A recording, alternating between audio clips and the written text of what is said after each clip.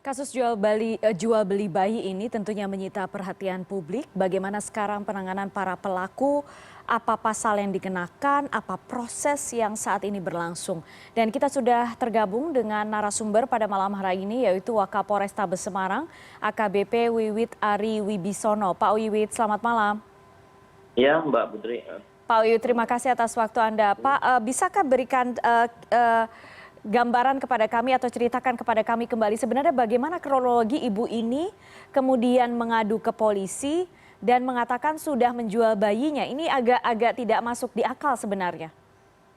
Iya, ya Mbak.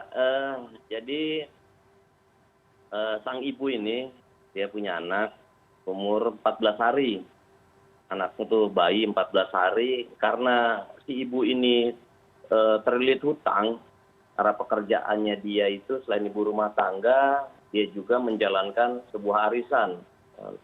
Sebuah arisan karena dia tidak bisa memutar arisan tersebut ataupun mengalami kerugian, dia tidak bisa mengganti totalnya sekitar 30 juta yang dia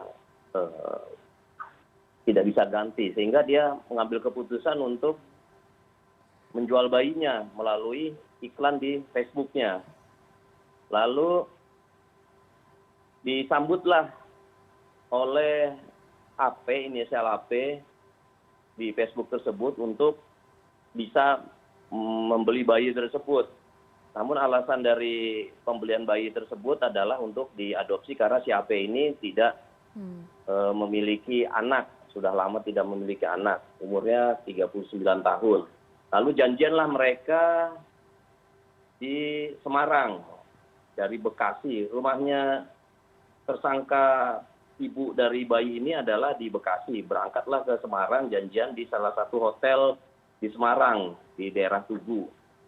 Dan bertukaran handphone, WhatsApp, lalu penyerahan bayi, pentransferan biaya, dan lain sebagainya. Lalu diserahkanlah bayi tersebut.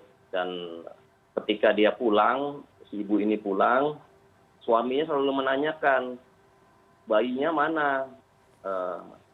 Ibu ini bingung, tidak bisa menjawab. Lalu di hari keempat, tepatnya di tanggal 15 Juli, si ibu ini berangkat lagi ke Semarang untuk mengadukan perihal dia telah menjual bayi. Karena pembeli bayi tersebut, handphonenya sudah tidak bisa dihubungi, Facebooknya pun juga sudah blokir, sehingga mengadu ke polisi. Polisi berupaya untuk mencari dengan segala upaya, dengan teknologi yang kita miliki. Akhirnya tertangkaplah AP ini dengan bayi yang telah dibelinya. Oke. Demikian, Mbak. Ya, Pak Wiwit, bagaimana kemudian penanganan polisi kepada kedua pelaku ini? Kan kemudian sudah ada konferensi pers, ada juga pasal yang dijerat kepada keduanya. Jadi apa status mereka berdua ini sekarang, Pak Wiwit? Status mereka berdua adalah tersangka. Jadi selain dari awalnya tersangka hak ibu bayi tersebut yang melapor, namun suami dari si ibu ini ataupun ayah kandung dari si bayi ini melapor juga untuk terkait dengan perkara ini. Dan kedua orang tersebut inisial HI, yaitu ibu dari bayi ini dan pembeli bayi inisial AP, kita jadikan tersangka. Dan bayi itu sendiri sudah kita kembalikan ke si ibu. Dan saat ini keduanya tidak kita lakukan penahanan karena pertimbangan si bayi ini perlu ASI. Agar tidak terganggu psikologisnya, akhirnya kita tidak lakukan penahanan. Namun keduanya kooperatif, apabila kita panggil untuk melakukan pemeriksaan, tetap dilakukan pemeriksaan. Dan sampai dengan sekarang juga pelapor dari suami dari bayi ini atau suami dari ibu ini, bapak dari bayi ini juga akan rencana akan berupaya untuk bisa hal ini bisa dimediasi gitu, Mbak. Artinya ada upaya pendekatan restoratif untuk menyelesaikan masalah ini, Pak? Itu yang dilihat sekarang? Ya, arahnya ke sana, Mbak. Karena pertimbangan bayi ini baru berumur 14 hari dan memang masih kecil sekali, sehingga memang penyidik memiliki pertimbangan lain untuk tumbuh kembang sang bayi. Itu saja, Mbak. Jadi prosesnya sekarang yang berlangsung apa Pak? Bayinya dikembalikan, kemudian statusnya tersangka, apakah wajib lapor atau bagaimana? Saat ini status masih tersangka, bayi dikembalikan ke tersangka dan pelapor dari kedua orang tuanya. Dan saat ini tidak kita kenakan wajib lapor, namun ketika diperiksa, dipanggil, sampai saat ini selalu datang dan menepati panggilannya. Itu saja, Mbak. Ya, apakah kemudian dari si pembeli ada tuntutan lain soal ini, Pak Wiwit? Dari pembeli sementara ini sudah sama-sama